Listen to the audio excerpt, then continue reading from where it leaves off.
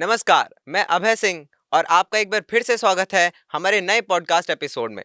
और आज हमारे साथ स्टूडियो में मौजूद हैं दिल्ली नगर निगम प्राथमिक विद्यालय में शिक्षक, मातृभूमि सेवा संस्थान के संस्थापक एवं राष्ट्रीय सचिव मिस्टर राकेश कुमार। आइए उनसे उन्हीं के बारे में जानते हैं। पहले तो आपका बहुत-बहुत स्वागत है सर हमारे स्टूडियो में आने के लिए। आप कैसा फील कर रहे हैं अभी? बहुत बढ़िया। आपका, आपकी पूरी टीम को, आदरणीय युवराज जी को सादर प्रणाम, धन्यवाद। सर, पहले कुछ भी शुरू करने से पहले हम आपके बारे में कुछ जानना चाहेंगे। जी, जैसा आपने कहा, मेरा नाम राकेश कुमार है। मैं शिक्षक हूँ। सामाजिक कार्यों के माध्यम से अपने जीवन को सार्थक बनाने के लिए मातृभूमि सेवा संस्था का मैंने स्थापना किया है और लगभग अपना 24 घंटा उसी के लिए समर्पित है। जी। सर, आप अपने पारिवारिक पृष्ठभूमि के बारे में कुछ बताना चाहेंगे? अभय जी, मैं एक अति पिछड़े परिवार से हूँ। मेरे पिता बिहार के आरा जिला से दिल्ली में आए, मजदूरी किया करते थे। मैं दिल्ली के मालवीय नगर क्षेत्र में बेगमपुर गांव है, वहाँ पर प्राथमिक विद्यालय एमसीडी दिल्ली नगर निगम स्कूल में ही पढ़ा। मेरी 2 बहनें दिल्ली में, अकेला हूँ मैं भाई। मेरा एक छोटा सा परिवार, पत्नी और 2 बच्चे हैं, एक बेटा एक बेटी। और शिक्षण कार्य जो मेरा रुचिकर कार्य है, मैं ये शिक्षक बनना चाहता था और इस प्रोफेशन में हूँ मैं। अपने आप को भाग्यशाली समझता हूँ और जो भी ईश्वर ने शेष जीवन मेरे लिए छोड़ रखा है, इसको सामाजिक कार्यों में 100% लगा के जीवन की सार्थकता को सिद्ध करना चाहता हूँ। मतलब आपने शिक्षण को एज़ अ जॉब नहीं लेके आपका एक फ़ेवरेट सब्जेक्ट था। जी, जी, जी, बिल्कुल, बिल्कुल। मतलब शिक्षण में हूँ, इसका मतलब मुझे मनचाहा मोती मिला है। हाँ जी। सर, ये तो बिल्कुल कन्फ़र्म है कि आप शिक्षण के साथ-साथ सामाजिक कार्य में बढ़ रहे हैं, तो आपको इस रास्ते पर चलते हुए कई सारी कठिनाइयों का सामना करना कर रहे होंगे और आगे करना भी पड़ेगा। लेकिन मैं ये जानना चाहता हूँ कि आप इन दोनों चीज़ों में, इन दोनों कार्यों में आने से पूर्व आपको क्या कठिनाइयों का सामना करना पड़ा? देखिए, जब मैं शिक्षक नहीं था, जब मैंने संस्था नहीं बनाई थी, उससे पूर्व जब मैं स्टूडेंट था, मेरे फादर एक्सीडेंट में एक्सपायर हो गए थे और मेरी बड़ी बहन का वो शादी तय करके उनका निधन हो गया था। और जब उनका 28 फरवरी को देहांत हुआ, तो 18 मई को शादी करनी थी बहन की, जो मेरे से बड़ी है। और मैं ट्यूशन पढ़ाया करता था।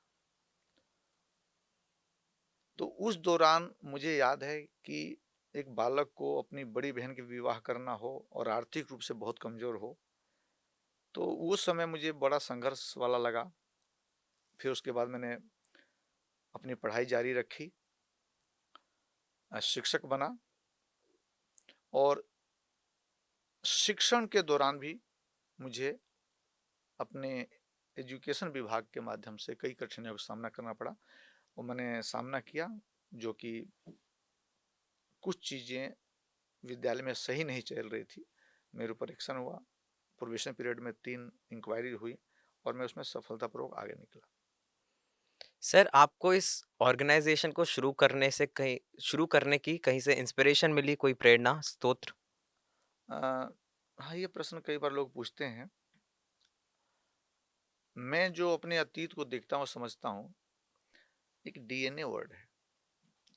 मेरे पिताजी मजदूर थे, अशिक्षित थे, लेकिन उनकी जो एक्टिविटी थी, ठीक है, एक तो कमाना होता है कि हम हमने अपना काम किया, उसके बाद जो आस-पड़ोस का जो माहौल था हमारे और जो भी कुछ चीज़ें होती थी, समाज में बुराइयाँ होती थी, उस पे जो पिताजी का रिएक्शन होता था, जो मैं देख पाता था, आज मुझे उस चीज़ों को समझ पा रहा हूँ कि उनके, ठीक है, वो आर्थिक रूप से कमज़ोर थे, पढ़े-लिखे नहीं थे, लेकिन उनके डीएनए में ऐसी चीज़ थी कि हमें सामाजिक बुराइयों से लड़ना है। तो 1-2 घटनाएँ ऐसी मैंने देखी हैं, किसी नारी का शोषण हो रहा है, या गांव से कोई आदमी आया, गरीब के पास गरीबी आएगा, उसको काम दिलाना, उसको खाना खिलाना, पैसे भी नहीं लेना। तो मुझे लगता है कि वो चीज जो मेरे पिता के डीएनए में थी, वो मेरे पास आई है। और घर का परिवेश भी ऐसा था कि हम लोग ना उदारवादी विचारधारा के माता पिता थे, तो वो चीजें मेरे में आई हैं, तो उसी ने मुझे आगे प्रमोट किया है। तो मातृभूमि सेवा संस्था म का कार्य क्या है? और वो कहाँ-कहाँ तक अभी तक विस्तरित रूप से पहुँच चुकी है? देखिए, जब मैं सन 2001 में शिक्षक बना, उससे पहले से भी मैं बच्चों को पढ़ा रहा हूँ, और उसमें भी सामाजिक दृष्टिकोण में रखता था।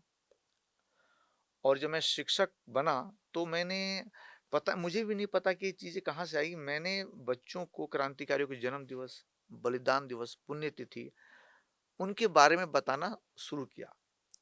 जब व्यक्ति किसी कार्य को बड़े छोटे स्तर पे करता है, शुरुआत करता है किसी कार्य को, और उसको कहीं से सराहना मिलती है,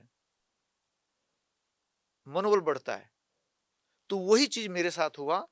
लोगों ने कहा कि राकेश जी, आप बहुत अच्छा कार्य कर रहे हैं।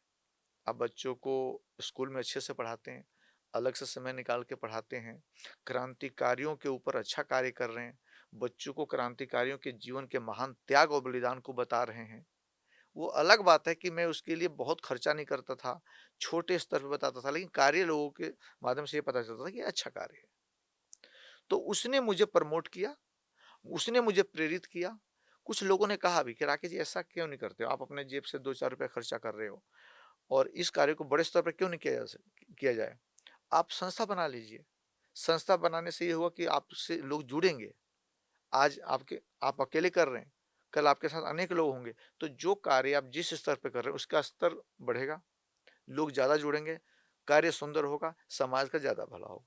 तो इस बात ने प्रेरित किया, और कोरोना काल में मैंने ये संस्था 13 जुलाई को रजिस्टर्ड की, मातृभूमि सेवा संस्था। तो इसका कार्य क्या है? देखिए, प्राथमिक कार्य तो संस्था का है बच जिम्मेदार नागरिक देना, समाज को जिम्मेदार नागरिक देना, ये तो मुख्य कार्य है। तो कोई ऐसा तो है नहीं, कोई मशीन है कि हमने बटन दबाया और जिम्मेदार नागरिक बन गया, कोई ऐसा तो नहीं। या किसी बच्चों को आप मेरे पास लेके आए, और मेरे पास कोई मंत्र है कि मैंने उसको मंत्र दे दिया और वो जिम्मेदार नागरिक नागरिक बन गया। देखिए, ये कार्य जो है शिक्षा के माध्यम से किया जा सकता है। बच्चे आपके पास आए, उसके लिए रास्ता बनाना पड़ेगा। बच्चा अब आएगा तो क्या देंगे उसको? बच्चे को हम शिक्षा देंगे। उस शिक्षा के माध्यम से ही हम ये संस्कार डालेंगे, जिम्मेदार नागरिक देंगे। जिस तरीके से हम भोजन करते हैं, तो उसमें हम सलाद खाते हैं, अचार खाते हैं। ऐसा तो नहीं कि हम अचार मँगा के खाते हैं। तो शिक्षा के माध्यम, जब आपके पास छोटे बच्चे आते हैं, जब उनको गणित पढ़ा रहे हैं, हिंदी पढ़ा रहे हैं, कोई भी विषय पढ़ा रहे हैं, पढ़ाते समय बच्चा किसको फेस करेगा? टीचर को फेस करेगा। टीचर का लाइफ़स्टाइल क्या है? जीवन शैली क्या है? कैसे बोलता है? कैसे बैठता है? कैसे खाना खाता है? जो वो कहता है, क्या वो करता है? खुद हुँ। टीचर जो हमको संस्कार देना चाहता है, वो उसको फ़ॉलो करता है क्या? तो हमारे जो आचरण है, हमारी जो बहुत सारी जो एक्टिविटीज़ हैं, वो हम पढ़ाते समय बच्चों के बीच में डालते हैं। बहुत सारी एक्टिविटीज़ करते हैं। जैसे उदाहरण के लिए एक एक्टिविटी बताना चाहता हूँ। हम लोग मातृभूमि सेवा संस्था प्रतिवर्ष बच्चों को 1 सप्ताह के लिए क्रांतिकारियों से जुड़े हुए स्थलों पे लेके जाती है। उनके घरों को लेके जाती है। जैसे हमने 31 दिसंबर से 7-6 जनवरी तक कहाँ-कहाँ का यात्रा किया बच्चों के साथ। वो बच्चों की संख्या कम थी, क्योंकि हमारे पास इतना सामर्थ्य नहीं है। लेकिन हम कहाँ गए? हम गए बीना, जहाँ स्वतंत्रता सेनानियों के स्थल है। हम गए, उसके बाद गए हम लोग चंद्रशेखर आज़ाद जी के जन्म स्थल पे, झबुआ। उसके बाद हम गए स्टैच्यू ऑफ यूनिटी। उसके बाद हम लोग गए सरदार पटेल जी जिस घर में जन्म लिए। तो देखिए, स्वाभाविक है, आप हैं चाहे मैं हूँ, हम जहाँ भी जाते हैं वहाँ का परिवेश कैसा है, वो स्थल किससे जुड़ा हुआ है, वैसी भावनाएँ उत्पन्न होती हैं। हम तो बड़े हैं, लेकिन बच्चे का मन कोमल होता है। वो जो चीज़ देखता है, वैसे बनने का प्रयास करता है। तो बच्चे जब ऐसे स्थलों पे गए, स्टैच्यू ऑफ यूनिटी गए, जब उसको उन्होंने देखा वहाँ पर, सरदार डैम देखा, सरदार जी का घर देखा, चंद्रशेखर आज़ाद जी के घर में गए, तो रिकॉल करते हैं, अच्छा वही सरदार जी हुँ। जिन्होंने देश की इतनी सारी रियासतें जो स्वतंत्र रूप से रहना चाहते थे, उसको देश में मिलाया।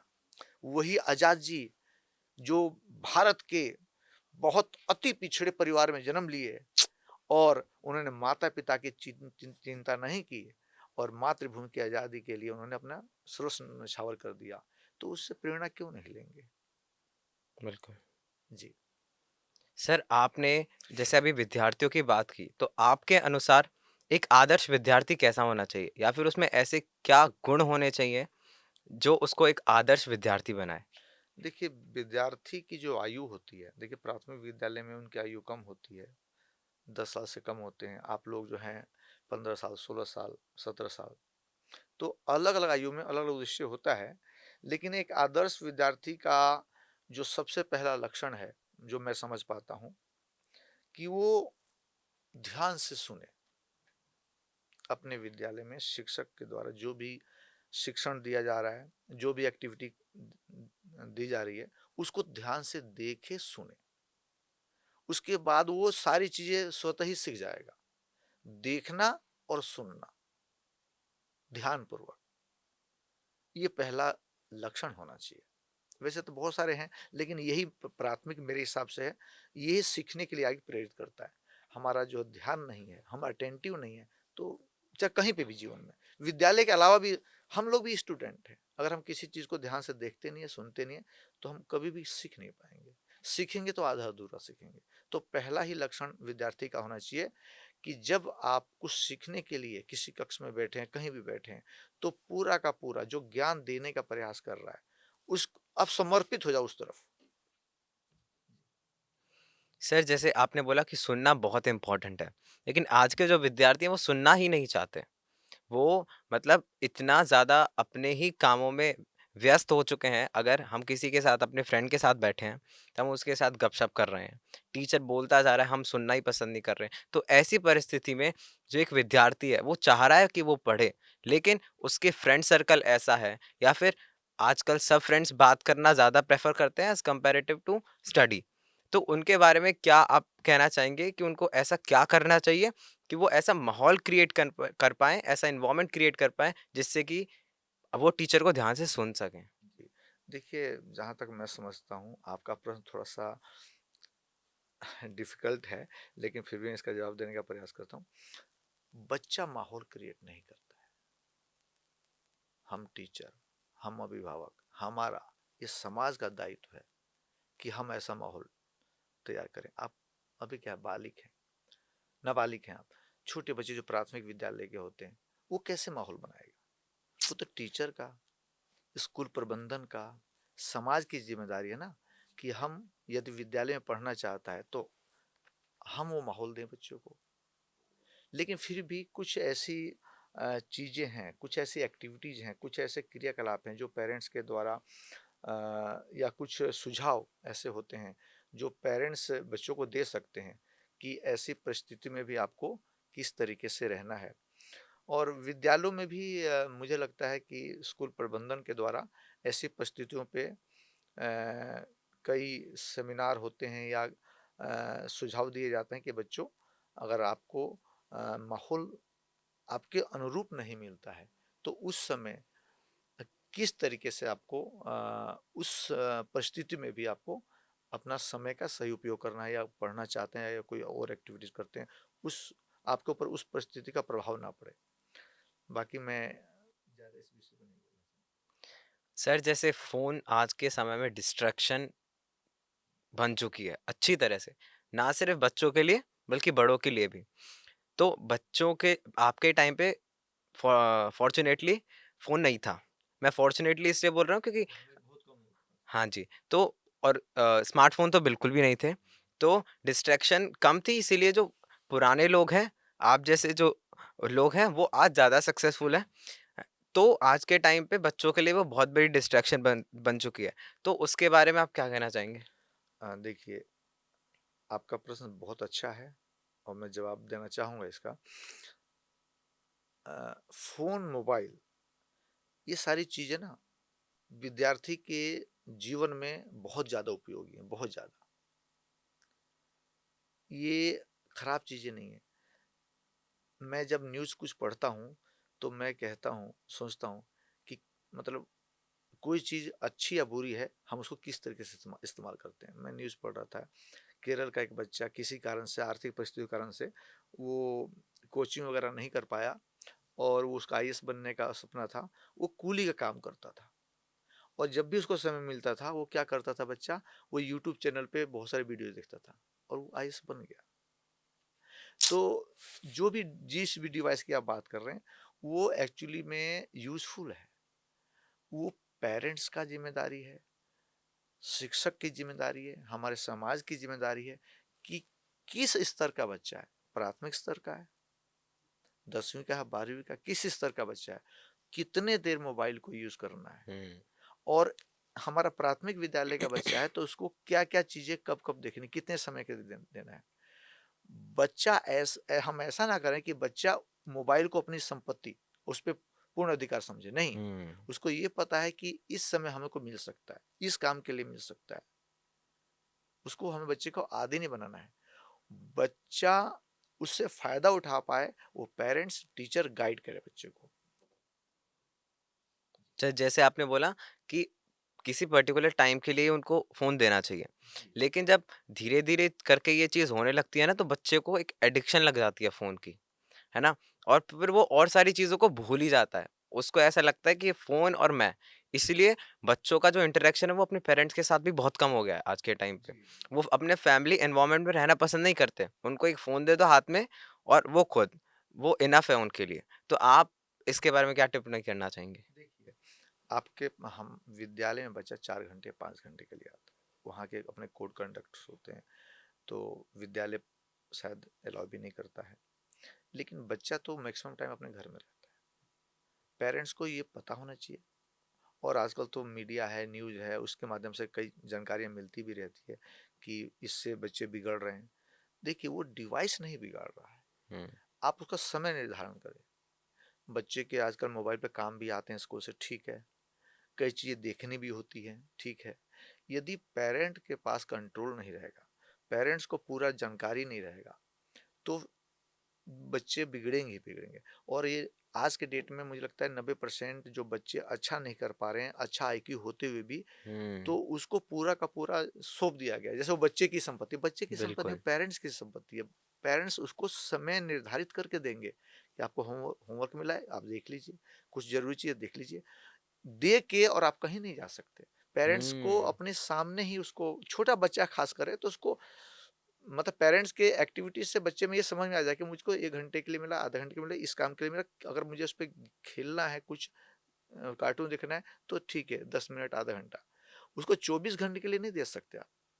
ये थोड़ा कुछ चीज़ें पेरेंट्स को कंट्रोल में होनी चाहिए। और आजकल तो 8th से 12th क्लास के बीच में बच्चों को फ़ोन अलॉट कर दिया जाता है कि आप फ़ोन ले लो, है ना? जी। उनको पर्सनल फ़ोन दे दिया जाता है। तो बच्चा तो इसमें बच्चे की गलती नहीं है, इसमें पेरेंट्स की गलती है। बच्चे की बिल्कुल गलती नहीं है। ये सारी चीज़ें जो पेरेंट्स के कंट्रोल में होनी चाहिए और पेरेंट्स को ये ज्ञात होना चाहिए कि हमें कितने समय के लिए बच्चों को देना है ताकि इसके पढ़ाई पे बुरा असर ना पड़े और इसका फ़ायदा कैसे उठाया जा सकता है बच्चे के शिक्षा में, वो भी पेरेंट्स को पता होना चाहिए। और आजकल बहुत सारे साधन हैं, आप यूट्यूब पे भी डाल दीजिए कि हम इस मोबाइल को किस तरीके से बच्चे के हित में इस्तेमाल कर सकते हैं। हुँ। तो थोड़ा-सा पेरेंट्स को समय देना पड़ेगा, त्याग करना पड़ेगा। चलिए हम वापस से ऑर्गेनाइज़ेशन पे आते हैं। तो उसके ऑर्गेनाइज़ेशन का मुख्य उद्देश्य क्या है? मेन ऑब्जेक्टिव क्या है? उसके बारे में थोड़ा जी। बताइए। मेरा मानना है कि समाज में जिस भी बुराई को आप गिनवाते हैं, वो इसलिए है क्योंकि समाज में ज़िम्मेदार नागरिक कम है। तो ज़िम्मेदार नागरिक कहाँ से आए? हुँ, तो हमें ज़िम्मेदार नागरिक बनाना पड़ेगा। तो मातृभूमि सेवा संस्था का मूल उद्देश्य है, संस्था समाज को ज़िम्मेदार नागरिक दे, जिनका चाल-चलन अच्छा हो, जिनकी सोच राष्ट्र के लिए हो, ये मुख्य उद्देश्य है। इसके साथ कुछ और भी उद्देश्य हैं, जैसे हम स्वतंत्रता सेनानियों के सम्मान के लिए कार्य करते हैं।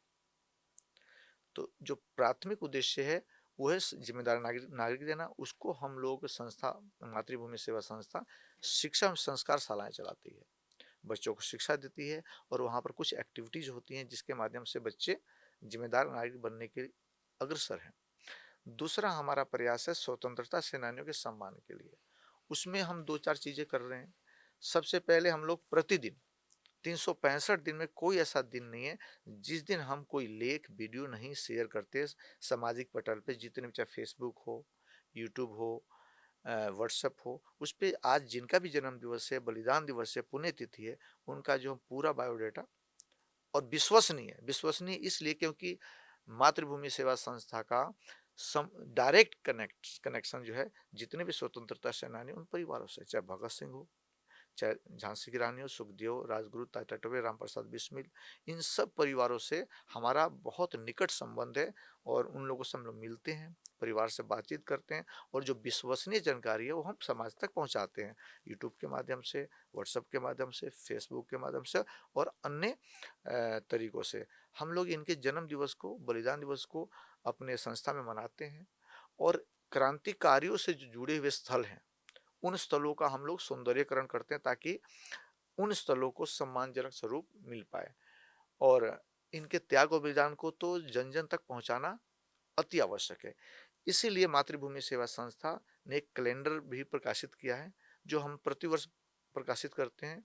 लगभग ये आधा किलो कैलेंडर होता है और 30 इंच बाई 20 इंच का होता है, और इसके अंदर हम प्रतिदिन तिथि अनुसार 2 क्रांतिकारियों का फोटो डालते हैं, नाम डालते हैं, और उस तिथि पर उनका जन्म तिथि है या बलिदान तिथि वो हम उस पर मेंशन करते हैं।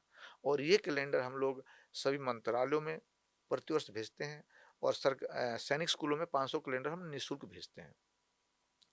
तो ये हमारे मुख्य कार्य हैं। इसके अलावा बच्चों को आर्थिक रूप से मदद करना, और ये हमारे जो नेत्र कैंप है वो भी हम दूसरों की संस्थाओं के माध्यम से करते हैं, लेकिन प्राथमिक जो हमारा मुख्य उद्देश्य है संस्था का, मातृभूमि सेवा संस्था का, समाज को जिम्मेदार नागरिक देना और क्रांतिकारियों के सम्मान के लिए कार्य करना, उनके महान त्याग और बलिदान को जन जन तक पहुंचाना, ये मुख्य कार्य है। तो सर अभी आपके ऑर्गेनाइजेशन में ऐसा क्या आपको स्ट्रगल करना पड़ रहा है और मतलब क्या नीड है, अभी आवश्यकता क्या है आपकी संस्था में? देखिए, समाज के लिए कोई भी कार्य जो किया जाता है सामाजिक सोच को बदलाव के लिए, वो बहुत संघर्षपूर्ण होता है। और ये मैं एक शब्द का प्रयोग करना चाहता हूँ, शायद वो कुछ लोगों को ठीक ना लगे, ये निराशाजनक कार्य है, हम्म। इसमें आनंद नहीं आता है। जितने भी राष्ट्रवादी कार्य हैं, समाज सुधार के कार्य हैं, वो ज़्यादा संघर्ष वाले हैं, नीरस लगता है लोगों को, उसमें आनंद नहीं आता है, उसमें आपको देना पड़ेगा तन, मन, धन, समय, शरीर से भी लगना पड़ेगा, धन भी देना पड़ेगा, समय भी देना पड़ेगा, आपकी फैमिली भी डिस्टर्ब होगी। तो ये जो निराशाजनक कार्य है, लेकिन उस व्यक्ति से पूछो जो इस संघर्षपूर्ण कार्य करता है, उसको बहुत आनंद आता है, उसको बहुत आनंद आता है, इसीलिए वो तन, मन, धन से जुड़ा रहता है और अपने फैमिली को भी डिस्टर्ब करता है। भारत का एक भी आप ऐसा महान पुरुष नहीं बता सकते, समाज सुधारक नहीं बता सकते जिसने जीवन को बहुत खुशी से जिया हो, आनंद पूर्वक जिया हो, ऐश्वर्य के साथ जिया हो, और वो समाज सेवक बना हो। हम्म। बहुत कष्ट हुआ है, कोई भी हो, आप किसी का भी नाम लीजिए, बहुत संघर्ष होता है। तो संघर्ष इसमें होता है। दूसरी चीज, ऐसे कार्यों में लोग कम जुड़ते हैं। हम्म।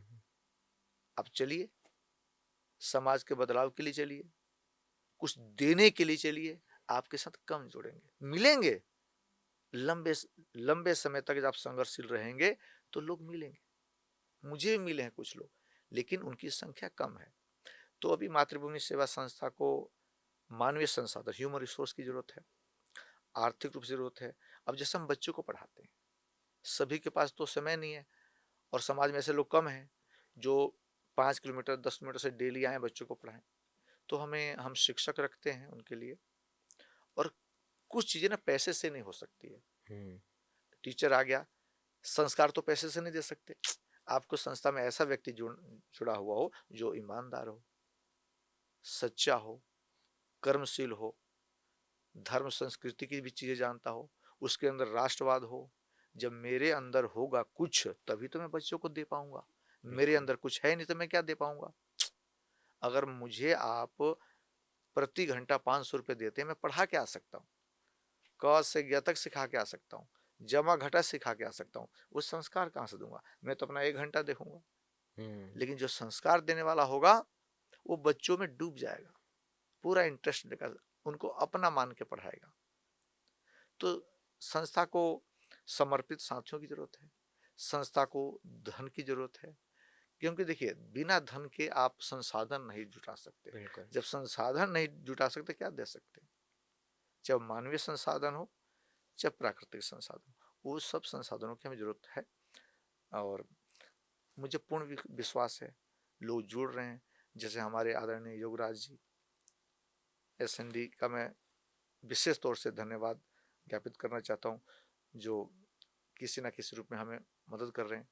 अन्य भी साथी हैं जो किसी न किसी रूप से मदद कर रहे हैं।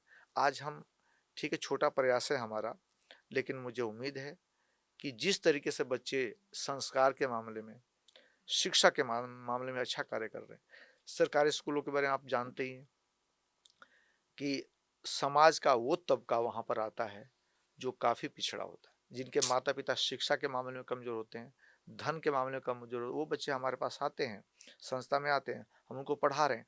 और मुझे बहुत खुशी है, आपके इस चैनल के माध्यम से मैं कहना चाहता हूँ कि हमारी बेटियाँ, हमारे बेटे संस्था के, जो अगर तीसरी में है तो चौथी पाँचवीं की भी चीज़ें जानते हैं, अपने से एक क्लास आगे की भी चीज़ जानते हैं। उनका जो शिक्षा का स्तर है, मैं उससे संतुष्ट हूँ। और ये मातृभूमि सेवा संस्था की सफलता है कि जिन बच्चों को उन्होंने जोड़ा है संस्था से, वो बच्चे शिक्षा के क्षेत्र में कार्य कर रहे हैं। आज मैं आपसे इस समय बात कर रहा हूँ, इस समय मेरी एक बेटी राधिका तोमर बुलंदशहर गई हुई है विद्या ज्ञान का एग्जाम देने, जिसमें लगभग 2.5 लाख से ज़्यादा बच्चे बैठे बैठे हुए हैं और 6,000 बच्चों को सिलेक्शन हुआ है। और उसके बाद आज एग्ज़ाम, फाइनल एग्ज़ाम है और इंटरव्यू है, उसके बाद और कम बच्चे चुने जाएंगे। और ऐसे कंपटीशन में हमारे बच्चे जा रहे हैं और अच्छा कर रहे हैं। मैं संतुष्ट हूँ। मैं अपने सभी टीम के साथियों को धन्यवाद देना चाहता हूँ कि जिस तरीके से उस संस्था को योगदान दे रहे हैं वो काबिल तारीफ़ है, समय दे रहे हैं और आर्थिक रूप से भी मदद कर रहे हैं। और मैं चाहता हूँ कि इस क्षेत्र में और भी लोग हमसे जुड़ें, जो तन मन धन से संस्था को योगदान दे और जो समाज को सुंदर बनाने का, समाज में जिम्मेदार नागरिक देने का जो हम कार्य कर रहे हैं, उसमें अपना योगदान दें और जीवन को सार्थक।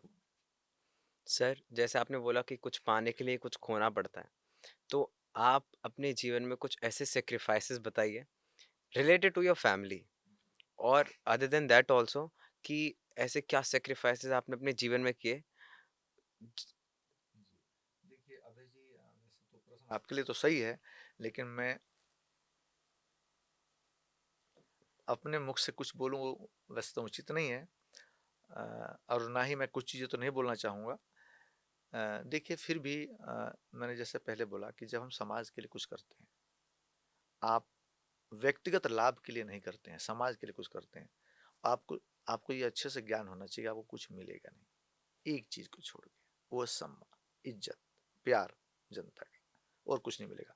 और समाज में ज़्यादातर लोग व्यक्तिगत लाभ चाहते हैं। हम्म। तो जितने भी हमारे महापुरुष हुए, मैं तो उनके सामने समुद्र में बूंद के बराबर भी नहीं हूँ। उन्होंने अथाह संघर्ष किया, चाहे अम्बेडकर जी हों, एपीजे अब्दुल कलाम जी हों, राजा राम मोहन राय जी हों, रमाबाई जी हों, सावित्रीबाई फुले जी हों, जिन्होंने भी समाज को अपना जीवन समर्पित किया है, उन्होंने बहुत बलिदान दिया है, अपने परिवार को समय नहीं दिया है, धन दौलत सब कुछ जो भी कमाया। हमारे ईश्वरचंद्र विद्यासागर जी, चितरंजन दास जी वकील थे, इतना कमाते थे लेकिन सब समाज के लिए।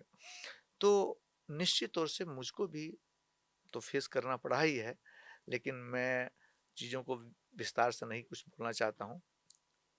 समय नहीं दिया फैमिली को, धन भी जो भी थोड़ा बहुत कमाता हूँ वो भी समाज में लगता ही है। इतना बोलना ही काफ़ी है। सूरज को दिया दिखाना होगा कि मैं अपनी तुलना महापुरुषों से करूं। मैं छोटा सा प्रयास, वो भी मेरे व्यक्तिगत हित के लिए, कि मैं अपना जीवन सार्थक बना पाऊँ, मीनिंगफुल बना पाऊँ, इसलिए कुछ दे रहा हूँ। उसमें भी मेरा लालच ही है, मेरा जीवन अच्छा बने, मीनिंगफुल हो, उसके लिए मैं थोड़ा बहुत कर रहा हूँ। और ये क्रांतिकारियों और समाज सुधारकों के तुलना में तो नगण्य है, कुछ भी नहीं। सर आप, हाँ जी, सर आपके जीवन में स्पिरिचुअलिटी का, अध्यात्म का क्या रोल रहा है? यह बहुत डिफिकल्ट प्रश्न है मेरे लिए। एक्चुअली मैंने अपने जीवन को इस तरीके से सक्रिय कर रखा है कि इन सब चीज़ों के लिए मैं समय नहीं निकाल पाया हूँ। और जीवन में अध्यात्म का तो खैर रोल होता ही है। सुकून मिलता है, आप चीज़ों को व्यवस्थित तरीके से कर पाते हैं, आप अपने आप को पहचान पाते हैं। मेरा जीवन किस लिए बना है, किस तरीके से मैं जीवन जीऊँ ताकि ये जीवन सार्थक हो। लेकिन इस पे मैं विस्तार से कभी कार्य नहीं कर पाया हूँ, ना समय दे पाया हूँ। धन्यवाद। और विद्यार्थी के जीवन में अध्यात्म का क्या रोल है और होना चाहिए? देखिए, जब आपको किसी विषय पर ज़्यादा ज्ञान ना हो तो नहीं बोलना चाहिए। मैंने जैसे बोला कि मैं इस पे ज़्यादा कुछ नहीं बोल पाऊँगा, मैं खुद इस पे बहुत ज़्यादा कार्य नहीं कर पाया हूँ, अपने लिए समय इतना नहीं निकाल पाया हूँ, तो मैं इस पे बच्चों को क्या उपदेश दे सकता हूँ? क्षमा चाहता हूँ। मैं आपके साथ कुछ शेयर करना चाहूँगा, क्योंकि हमारा जो मनुष्य जीवन का उद्देश्य रहता है, कुछ भी करने के बाद हमें सुख चाहिए। जी, हाँ जी, और सुख और प्रसन्नता में बहुत फ़र्क होता है। जी, जी, जो जो हम मटेरियलिस्टिक वर्ल्ड में जो कार्य करते हैं, उससे हमें प्रसन्नता मिलती है बस। सुख जो होता है, सुख का आप अल्टरनेट करते हैं शांति। शांति के लिए ही आदमी को जब कुछ नहीं होता, बुढ़ापे तक सब कुछ देख लेता है वो, तो उसे समझ में आता है कि हाँ, अब तो बहुत कुछ कर लिया, अब परमात्मा का भजन करो बस, अब शांति चाहिए, जीवन में शांति चाहिए। क्योंकि आज की दौड़-भाग की दुनिया में व्यक्ति को 2 पल शांति के नहीं मिल पा रहे हैं। वो इतना उलझा पड़ा है अपनी ही चीज़ों में, एग्ज़ाम्स दो, क्योंकि आज के विद्यार्थी अगर कॉम्पिटिटिव एग्ज़ाम क्लियर नहीं हुआ, सुसाइड्स के केसेज़ इतने ज़्यादा बढ़ते जा रहे हैं। तो मेरा ऐसा मानना है कि स्पिरिचुअलिटी का होना बहुत ज़रूरी है, जिससे कि वो अपने मन को स्टेबल रख पाए, वो हार-जीत को फ़ेस कर पाए और वो आगे के लिए अपने आप को प्रिपेयर कर पाए। सर, आपकी ज़िंदगी में अगर आपको किसी हिस्टोरिकल पर्सनैलिटी से मिलने का मौका मिले या डिनर करने का मौका मिले, तो वो कौन होंगे? अ, हमारे देश को स्वतंत्रता क्रांतिकारियों ने स्वतंत्रता सेनानी दिलाया। कुछ ऐसे भी स्वतंत्रता सेनानी रहे हैं जो आज़ादी से पूर्व भी रहे, आज़ादी के बाद भी। बहुत ऐसे कम स्वतंत्रता सेनानी रहे हैं जिनको ये परम सौभाग्य मिला है कि गुलाम पराधीनता, गुलामी के दौर में भी जबरदस्त कार्य किया है और स्वतंत्रता के बाद भी जबरदस्त।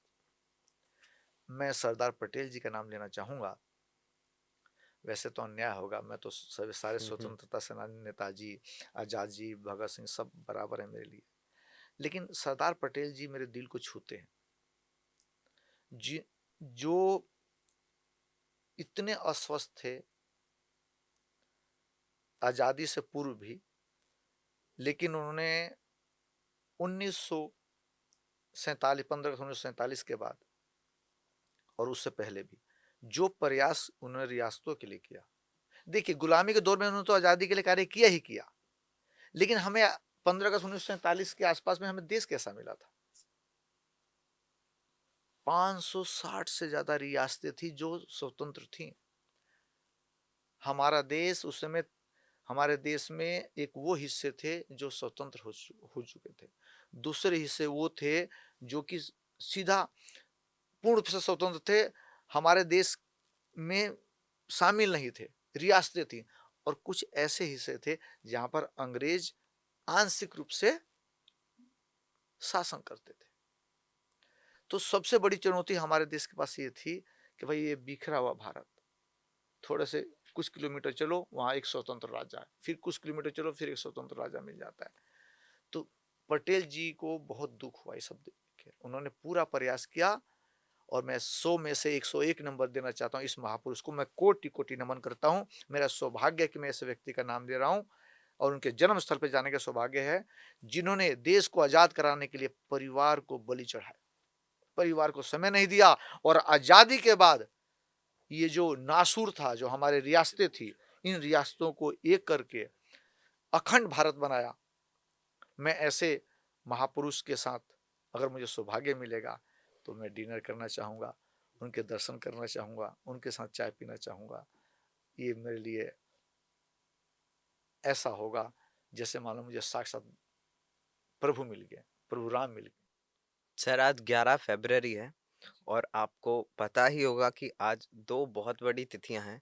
पहली तो तिलक मांझी जो हैं उनकी जयंती है और दूसरी कि जमनालाल बजाज जी की पुण्यतिथि है। तो उनके बारे में थोड़ा बताइए।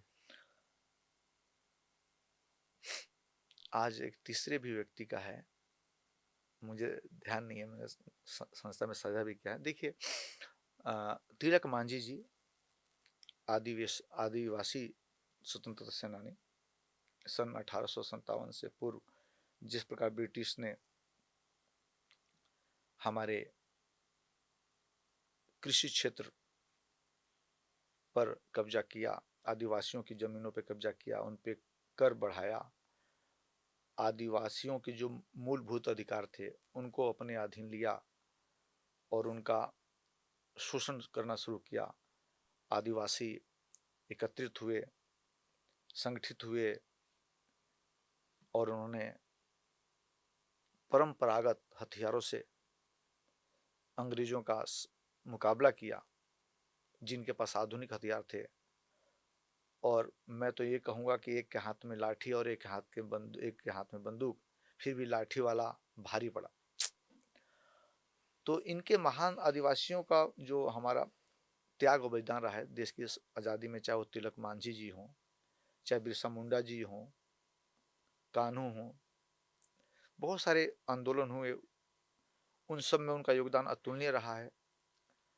जमनालाल बजाज जी, हमारे देश को आज़ादी अलग अलग तरीकों से मिली है, अलग अलग प्रकार के लोगों से मिली है।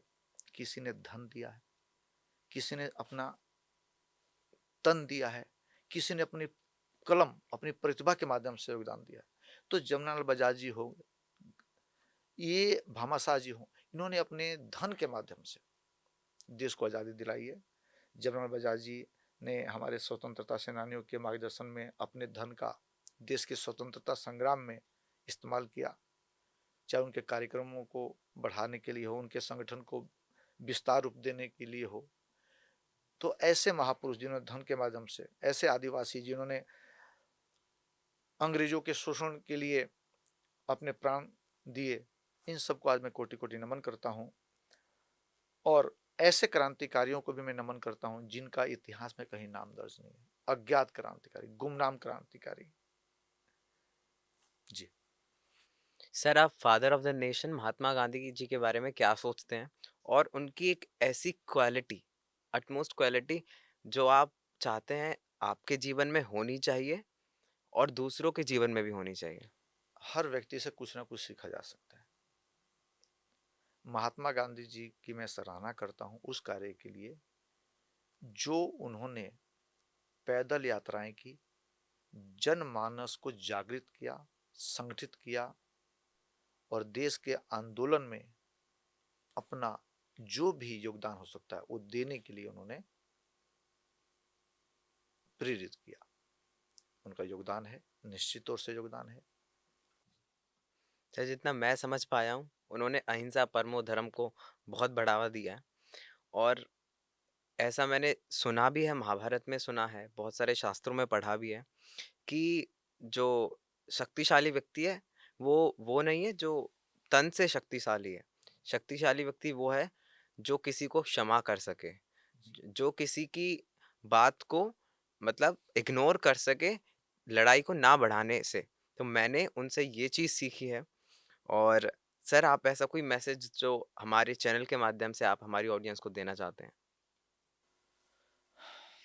गीत गाता हूँ मैं आज उनके लिए, गीत गाता हूँ आज मैं उनके लिए जो जिए भी मरे भी वतन के लिए। देखिए, पहला मैसेज मैं ये देना चाहता हूँ कि देखिए, भले हम आज़ादी के हमारे 75 वर्ष हो गए हैं, जिस तरीके से हमारे दादा परदादा के फोटो हमारे घर में लगे रहते हैं, उस सम्मान का सूचक होता है। जिन्होंने हमारे दादा परदादा को आज़ाद कराया, आज हम खुली हवा में सांस ले रहे हैं। ऐसे क्रांतिकारियों को, स्वतंत्रता सेनानियों को, चाहे हम जिनके नाम जानते हैं, जिनके नाम नहीं जानते, उन सब क्रांतिकारियों के सम्मान के लिए व्यक्तिगत रूप से, सामूहिक नहीं मैं बात कर, व्यक्तिगत रूप से जो आप योगदान दे सकते हैं वो दें। आने वाली पीढ़ी को आप बताएं उनके महान त्याग और बलिदान को। महान त्याग और बलिदान को जब तक आप बताएंगे नहीं, समाज में राष्ट्रवादी सोच के बच्चे आएंगे नहीं। तो उनके महान त्याग को हमें जन जन तक पहुंचाना चाहिए। और हर व्यक्ति देशभक्त बन सकता है, हर व्यक्ति देशभक्त बन सकता है। ये दूसरा मेरा मैसेज है। मैं समस्त भारतवासियों से ये प्रार्थना करूंगा, ये आग्रह करूंगा कि देखिए, आपके पास जो भी प्रतिभा है, जितना भी धन है, आप अपनी योग्यता, अपनी क्षमता अनुसार तन मन धन समय ये जरूर समाज को दें। हम अपने लिए तो जी रहे हैं, अपने बच्चों के लिए तो जी ही रहे हैं, लेकिन थोड़ा सा समय समाज के लिए निकालें, थोड़ा सा धन समय के समाज के लिए निकालें, थोड़ा सा तन समाज के निकालें। और लगभग 150 करोड़ हम की आबादी है। अगर ये थोड़ा थोड़ा समय, थोड़ा थोड़ा धन समाज को समर्पित करेगी, अपनी प्रतिभा समाज को भी समर्पित करेगी, 7 दिन में 1 घंटा भी समाज के लिए निकालेगी, तो निश्चित तौर से जहाँ भी हमें बुराई दिखती है, जहाँ भी हमें गंदगी दिखती है, वहाँ पर हमें सुंदरता और अच्छा। आपकी टीम ने पिछले वर्ष ऐसी कौन सी बड़ी समस्याओं को हल किया? जी, देखिए, ऐसी तो मैं नहीं कहता कोई हमारे पास उपलब्धि है, ना हम इतने बड़े हैं। लेकिन देखिए, हमारे सामने सबसे बड़ी चुनौती आती है कि जो क्रांतिकारियों से जुड़े हुए जो स्थल हैं, वहाँ पे हम लोग सफाई करते हैं, लेकिन कुछ घंटे के बाद फिर वहाँ गंदगी मिल जाती है। तो ये स्वतंत्रता सेनानियों के जो स्थल हैं, उनको हम सम्मानजनक स्वरूप में रख पाएँ, उन स्थलों को सम्मान मिल पाए, ये कार्य सबसे बड़ा चुनौतीपूर्ण है। एक उदाहरण देना चाहता हूँ, नेताजी सुभाष चंद्र बोस जी की प्रतिमा फरीदाबाद के सेक्टर 18 में स्थित है। वो प्रतिमा एक छोटे से पार्क में है और वहाँ पर एक आरओ प्लांट लग गया है, जिसकी वजह से वो प्रतिमा दिखती नहीं थी। हमने संघर्ष किया, वो उस आरओ प्लांट को सरका दिया गया, वो प्रतिमा अब रोड से दिखती है। लेकिन हम सफाई करते हैं उस प्रतिमा स्थल की, आसपास के स्थानीय लोग वहाँ पर अपना कूड़ा डाल देते हैं, कुछ लोग शराब पी के बोतलें छोड़ देते हैं, जो भी घर का पुराना सामान है, दरवाजे हैं, सोफा है, वहाँ फेंक देते हैं। क्या इस सभ्य समाज में, जिसको ये पता है अच्छे तौर से कि हम आज़ाद इन महान स्वतंत्रता सेनानी नेताजी की वजह से, आज़ादी की वजह से हुए हैं, वहाँ पर ऐसा करना उचित है?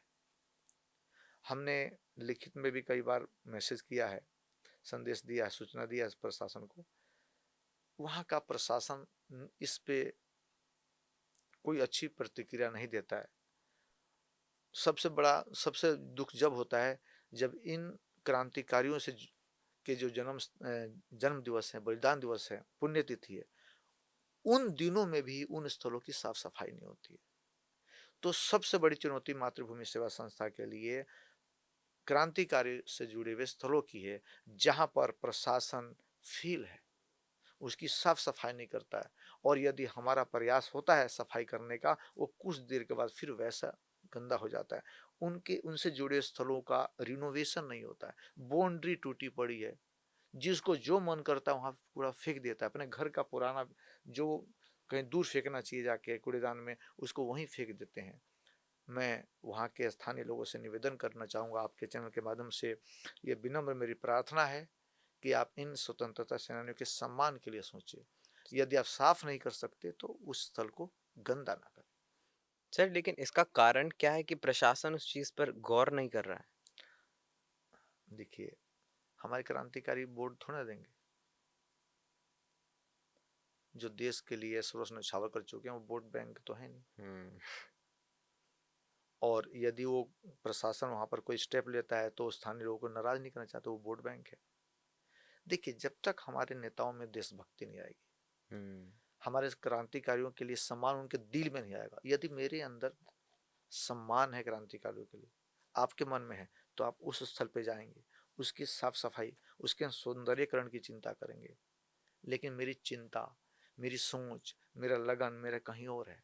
जिस दिन हमारे स्थानीय नेताओं में ऐसी भावना उत्पन्न होगी कि नहीं, 365 दिन ये स्थल गंदे नहीं रहने चाहिए, तो आपके पास प्रशासन, आपके पास ताकत है, आप वहां पर एक सफाई कर्मचारी रखिए, उस देखिए, उसका निरीक्षण कीजिए।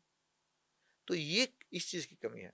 मैं पुनः आपके चैनल के माध्यम से साथियों से निवेदन करूँगा कि ऐसे स्थलों को सम्मानजनक स्वरूप में रखें। उसको बहुत ज़्यादा आप उस पे खर्चा ना करें, लेकिन एक सफाई कर्मचारी आस-पास में रख के उस स्थल को नियमित साफ-सफाई रखें और उन स्थलों को सम्मानजनक स्वरूप दें। अच्छा, आप इसके बारे में क्या सोचते हैं कि जो हमारे नेता हैं, वो पढ़े लिखे होने चाहिए? क्योंकि ये मेरा पर्सनल ओपिनियन है कि हमारे नेताओं को पढ़ा लिखा होना बहुत ज़रूरी है। देखिए, मेरा व्यक्तिगत ये मानना है, मैं संस्थागत नहीं बात कर रहा हूँ अब इस समय, जो प्रतिक्रिया दे रहा हूँ। मेरा ये व्यक्तिगत मानना है कि देशभक्ति के लिए कोई शिक्षा की मतलब ऐसी बाध्यता नहीं है कि शिक्षा हो। हमारे देश में बहुत सारे ऐसे लोग हैं जो बिना शिक्षा के भी देश के लिए बहुत अच्छा कार्य कर चुके हैं। लेकिन जब राजनेता कोई बनता है, उसके पास फाइलें आती हैं, उसके पास आवेदन आता है, स्थानीय लोगों के पत्र आते हैं और वो जब तक कानून को नहीं समझेगा, हुँ। पढ़ के समझेगा, है ना? तो बहुत सारे ऐसे काम हैं जिसमें आपकी शिक्षा की ज़रूरत है। आपको संविधान समझना है, पढ़ना है, नए-नए नियम आते हैं उसको पढ़ना है, जनता तक अपनी बात रखनी है, लिखित रूप में, मौखिक रूप में। तो शिक्षा तो हमारे जीवन का एक अंग होना ही चाहिए, महत्वपूर्ण अंग है शिक्षा, इसको मानता हूँ मैं। लेकिन ये इस बात को फिर भी मैं कहूँगा कि देशभक्ति और शिक्षा, हुँ। समाज के लिए बहुत सारे समाज में ऐसे लोग हैं जो नहीं पढ़े लिखे, समाज को समर्पित हो गए। जी। सर, आप जो ये कार्य कर रहे हैं, सोशल वर्क कर रहे हैं, आप निश्चित तौर से अकेले नहीं कर रहे होंगे। तो आप और किन लोगों को इसका क्रेडिट देना चाहेंगे? देखिए, जिन्होंने संस्था को बनाने में मदद की है, स्थापित करने में, रजिस्ट्रेशन में मदद की है और संस्था के जो बुनियाद रहे हैं, सबसे पहले मैं उनको धन्यवाद देना चाहता हूँ। आदरणीय चंद्रकांत जी, आदरणीय बंसल जी, आदरणीय अमित कुमार पांडे जी, वर्तमान में संस्था के लिए जो पूर्ण तरीके से समर्पित हैं, निस्वार्थ रूप से, आदरणीय संजय कुमटा जी, आदरणीय चंद्रकांत जी, आदरणीय